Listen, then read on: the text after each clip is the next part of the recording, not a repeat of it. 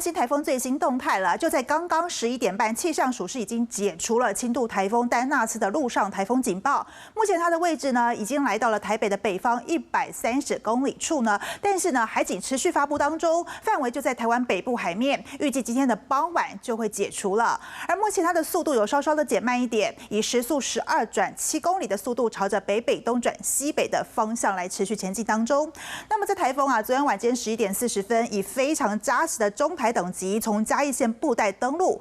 之后，受到地形影响，强度啊跟着在清晨5点钟减弱成轻台。那么紧接着会在太平洋高压西伸的影响之下，会转向西北的方向来前进。不过接下来往西的方向，这角度会有多大呢？这还要再持续做观察。那我们来看看它的路径呢，就在今天清晨，它的中心是从桃园新竹这一带出海，接着呢持续的北上，暴风圈范围跟着缩小，威力也减弱了。那目前台湾本岛陆地是已经脱离它整个暴风圈的范围了。好，不过呢，这丹纳斯带来的雨量真的是蛮多的。昨天一直到今天的清晨啊，中南部的雨势是最大的，加上现在台风尾扫进来的雨势，气象署也发布了豪雨特报。而从今天凌晨0点开始累积到现在，我们可以看到，在屏东的马家乡289毫米，高雄市新兴区的223毫米，以及台中市和平区也有220毫米的一个累积雨量。不过目前在北部地区还有西北部地区，其实也开始出现明显的雨势了。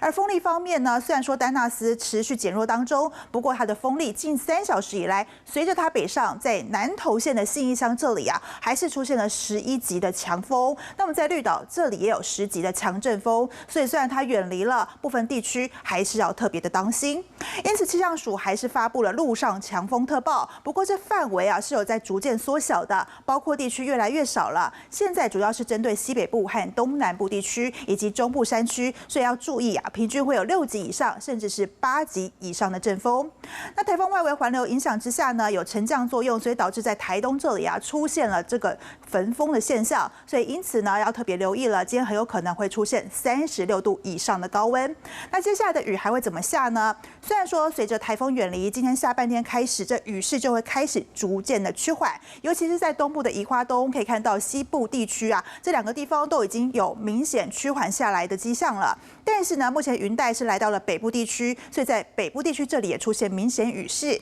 而中南部的山区呢，则是受到台风尾的影响，还是可能会出现较大雨势，甚至来到大豪雨等级。不过到了晚上啊，一直到明天的凌晨，降雨范围又会再缩小，很多地方雨就会停了。那把时间拉长一点来看看啊，这个台风走了，但是雨还是会下。明天开始往北移动的低压带影响之下，一直到周五这段时间呢，中南部地区都会出现短暂阵雨或是雷雨，那其他地区则是以午后雷阵雨为主了。那尤其是周3开始哦，可以发现这个水汽明显的又开始增加了，要留意东半部也会开始下雨。以上是最新的气象资讯，把时间交还给一文。